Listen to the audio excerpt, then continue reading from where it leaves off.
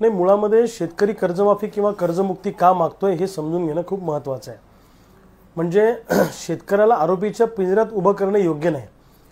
म्हणजे अनेक उद्योगपतींचे जेव्हा उद्योग तोट्यात जातात राष्ट्रीय पातळीवरच्या, तेव्हा त्यांच्या राईट ऑफच्या नावाखाली कर्ज माफ केलं जातं, हजारो लाखो कोटींचं कर्ज माफ केलं जातं, कारण त्यांचे उद्योग तोट्यात जातात। आमचा शेती व्यवसाय हा सरकारच्या चुकीच्या धोरणामुळे तोट्यात आहे।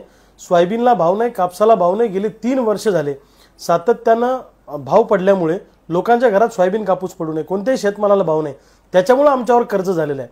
म्हणून आमचं म्हणणं आहे की कर्जमुक्ती हा आमचा नैतिक अधिकार आहे आणि सरकारनंच काय सगळ्याच पक्षांनी सांगितलं होतं की आम्ही कर्जमुक्ती करू।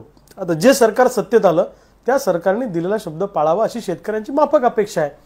आता आमचं असं म्हणणं आहे की एखादा प्रोजेक्ट कमी करा। सरकार सांगते की आमच्याकडे पैसे नाही, सरकारने शक्तीपीठ महामार्ग 2 वर्ष उशिरा करावा, अजून एखादा प्रोजेक्ट उशिरा करावा।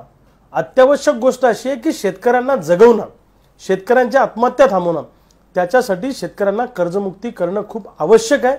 आणि आमचं असं म्हणणं आहे की तुम्ही शेतकऱ्यांना ज्या इतर योजनांच्या माध्यमातून आम्हाला म्हणजे भिकारी बनवता, ते करण्यापेक्षा आमच्या सोयाबीन कापसाला शेतमालाला चांगला भाव द्या, तुमच्या त्या शेतकऱ्यांना देण्यात येणाऱ्या योजना चुलीत घाला, आम्हाला चांगला शेतमालाला भाव द्या, आम्ही तुमच्या दारात आयुष्यात कोणती भीक मागायला किंवा कोणती काही मदत मागायला येणार नाही।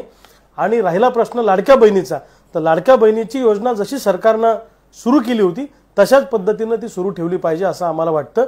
परंतु दुसऱ्या कुठल्याही योजनेचं निमित्त करून